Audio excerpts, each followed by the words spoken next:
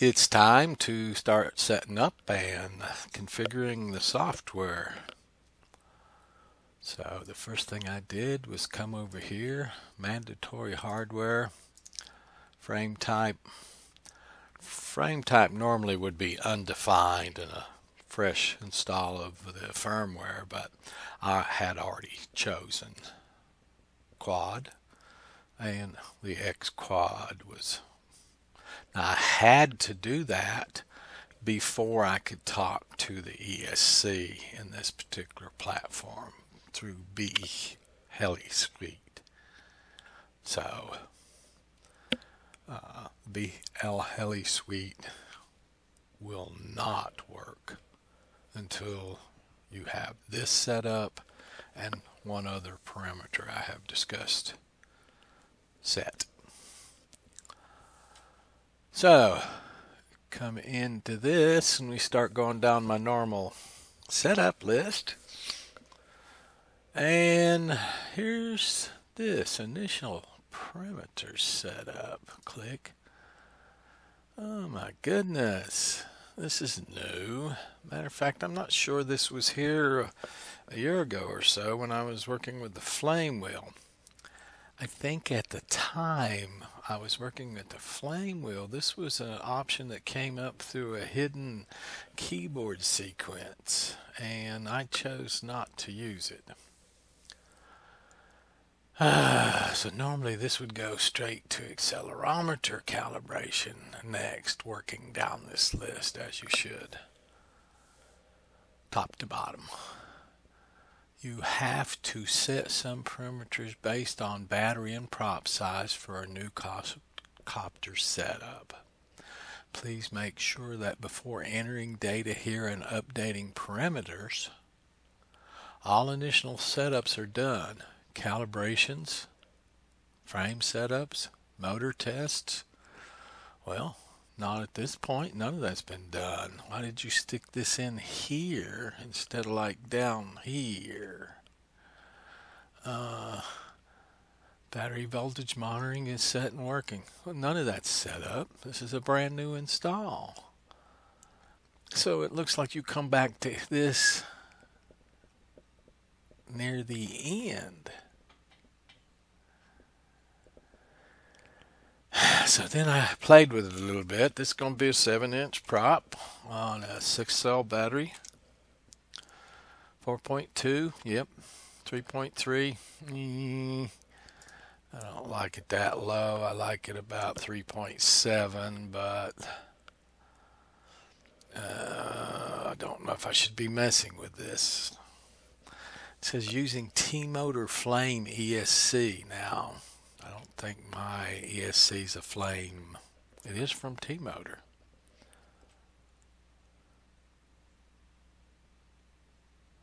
Add suggested settings for 4.0 and up. Battery failsafe and fence. I'm going to click that just to see those values. Calculate initial parameters. So here's the changes that wants to make.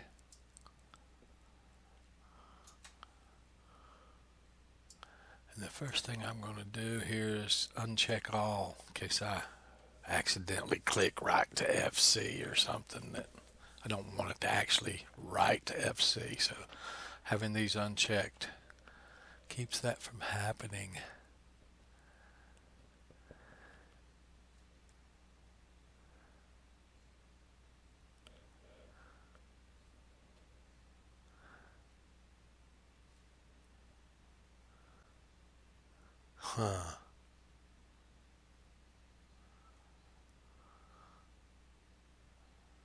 Wow, motor thrust hover. It's going to drop that. I guess I don't know. So this is the changes it would make. I'm not going to let it do that because you can find a detailed description of initial parameter setting and tuning here. So you can click right here. Please read it, it says. Therefore, Here's, this is first time setup, and configuration's way up here.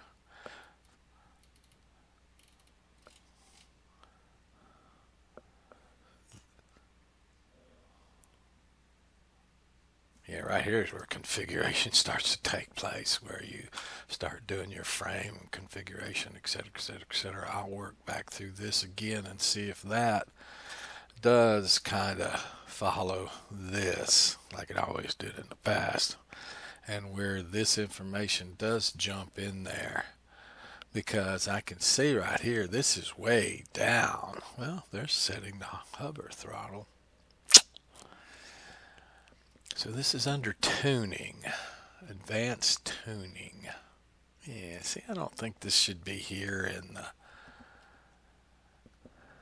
first flight in tuning is here. First time setup is above that. Here's configuration. Yeah, I'm going to read that. I'm going to go ahead and ignore this, all of this for right now, because I think they're telling you right here to do everything else first, including setting up your battery monitoring. That's my opinion of that. Plus, you can see when you put in this 7-inch props, 6 cell count with these values, I'm going to take this back out. There's no sense in muddying the waters. It also says here the INS gyro filter parameter with a value other than 20 is optional, and probably only for small frames and props.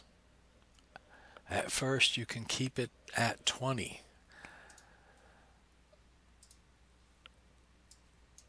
So that's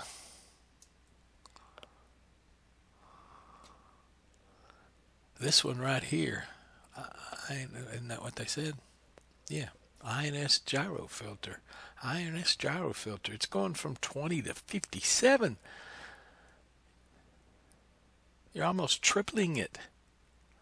So that one, because of this statement, bothers me. So yeah, I'm going to read.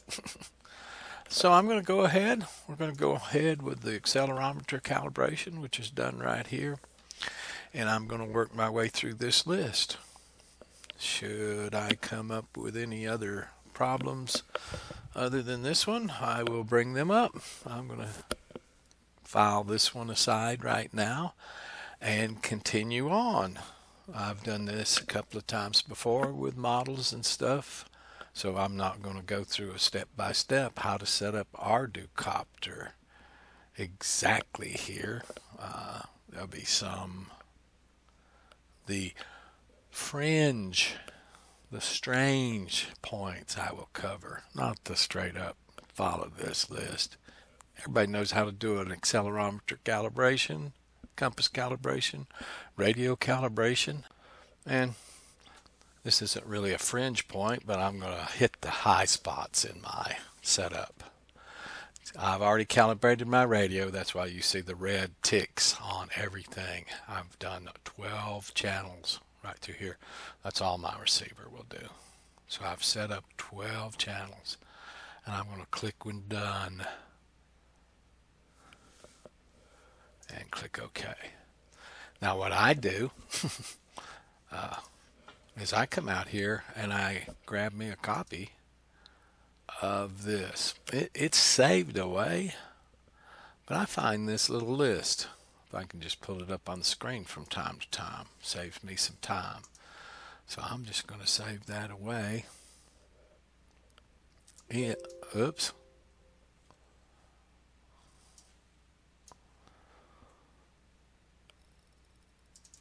As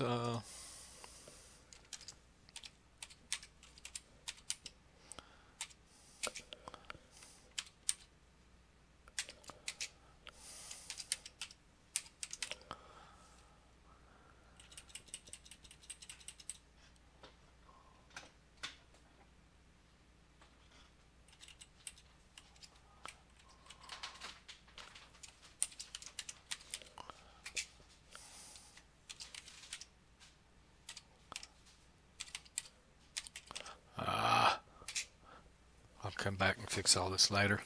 I'm going to save that as Chimera 7 radio calibration PWM values. There's reasons I might consult this list. I mean, it's pretty easy what they are. 987 for the bottom on every darn one of them, and 2011 on the top, but it isn't always that way. That's just one of the little strange things I do. So there's the radio calibration completed. Okay, in this area, I am communicating with the ESC now. I think I can change this to D-Shot 1200, but I'm going to only change it to D-Shot 600 because I think that's going to make it better. And then we will do ESC calibration, and I'll try to video that with my cell phone. Okay, I got nothing there. I mean, it was dead silence. I went back through the sequence a second time and put the throttle stick high. Same dead silence. I think with it set up as D-Shot, that calibration doesn't have to be done. I'm going to have to do deeper research on that. So I did check the motor spinning and stuff with it set like this with D-Shot, which is what this really does. It changes the parameter over here called motor PWM type.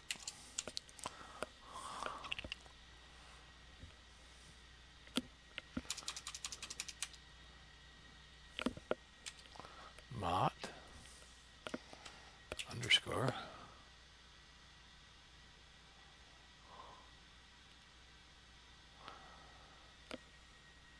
PWM.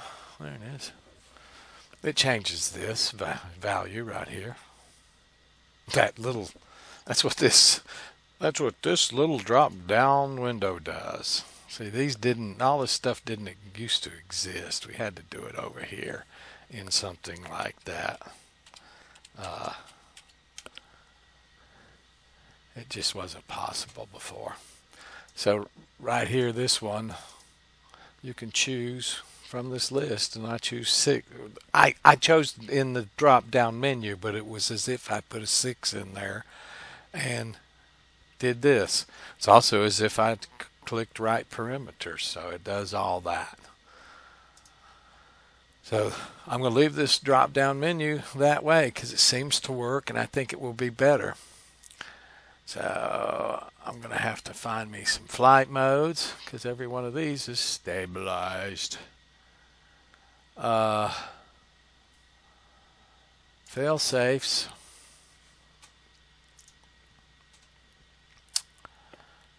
Battery, not going to have any right now.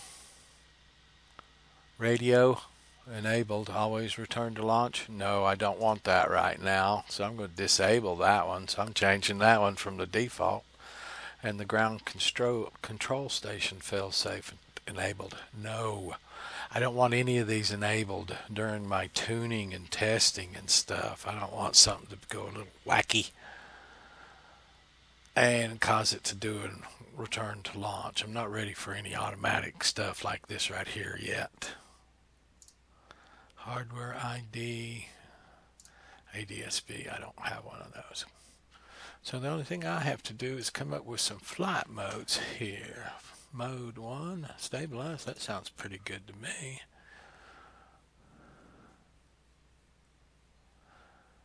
Boy, you know. Inactivity alarm. Oops. Altitude hold sounds pretty good on the other side of those 6 buttons. We'll do our normal. Can we do an auto tune here with this? No, you can't. Oh yeah, here we go. So we'll put the second one at auto tune for now.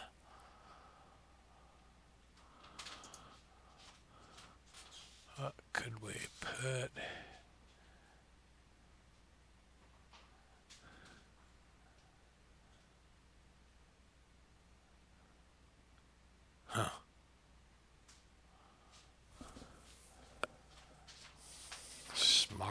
return to launch.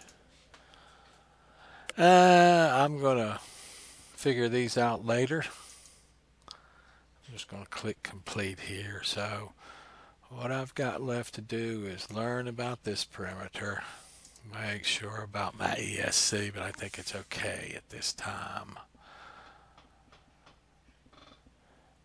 I'll probably have to come back into here, but that's kind of an advanced feature for now, and then do my fail-safes later. So I'm basically through all of this. I am ready for the master list, which I come through this and groom each of these parameters. I will come through the first time and groom it for testing, tuning, which means I'm not going to set up fail-safes, battery fail-safes, anything like that. Return to home altitudes, return to homes will be set for whatever altitude you happen to be at right at this second, because none of this testing should be out of visual line of sight with no obstacles between me and the platform. Then after the initial testing, making sure it actually flies, then we can auto-tune it. After it's auto-tuned, then we can come back through this list again and add a return to home altitude. Going to be able to play with smart return to home with this quad for the first time, which my main flying field is perfect for that. The big field is split by a large river, and trees grow tall on each bank of the river. A couple of 100 feet, 120 feet, fine. So I can go on the other side of the river there and lower the quad down so the trees are blocking home and hit smart return to launch. See if it brings itself up over the trees. Yeah, that'll be a fun one, won't it? Anyway, I'm going to continue along here. It's 8:30 Monday night. I have glue for the Skyhunter coming tomorrow that'll let me go back to work on the Skyhunter. I have battery connectors coming that convert XT90 to XT60 and multiple different flavors coming, so I can both charge this battery I've been using, which you see right now is setting at, oops, it's not plugged in. It's at like 23 volts, which is like 1 volt higher than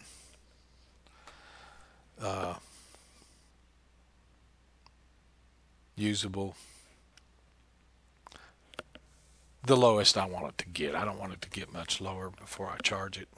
It's basically just got what it came with when it was shipped, which is usually a storage charge.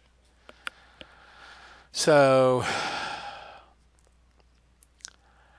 also with those connectors come, I can start using my bench power supply on this platform, which I can't use it right now unless I want to get over there and finagle me some connectors that connect my XT60 out of my bench power supply to that XT90 somehow, and I just don't want to do that. Anything slipping loose and shorting causes problems everywhere. Don't want to blow up the bench power supply. Don't want to blow up that quad at this point. Don't ever really want to blow up the quad or the bench power supply for that matter. Anyway, so it isn't as if the quad will be pushed aside tomorrow when the glue comes. Whoa. I just got satellites to lock up in the basement. I have 6 right now. Well, just on USB power. I should... I guess you can see that on the screen, can't you?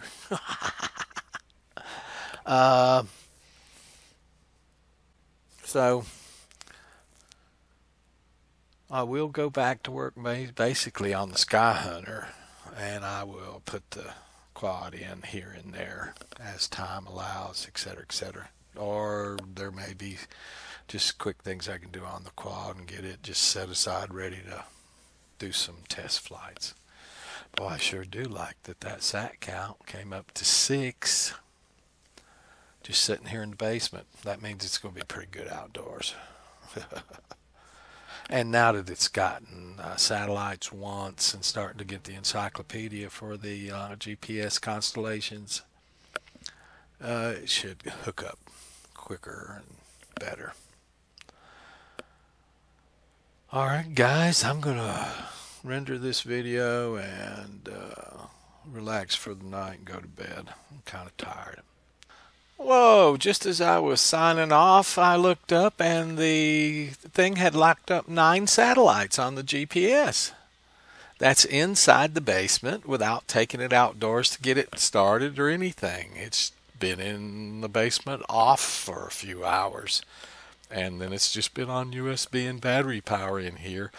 Yet there it is, sitting there with 9 satellites hooked up. It is absolutely amazing.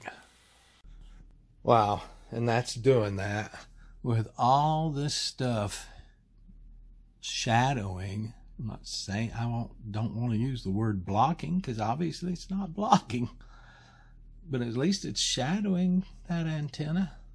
And in this basement with all this ducts around and metal fixtures for fluorescent tubes, and that's still getting 8. It's bouncing between 8 and 9 satellites. All right, guys, thanks again.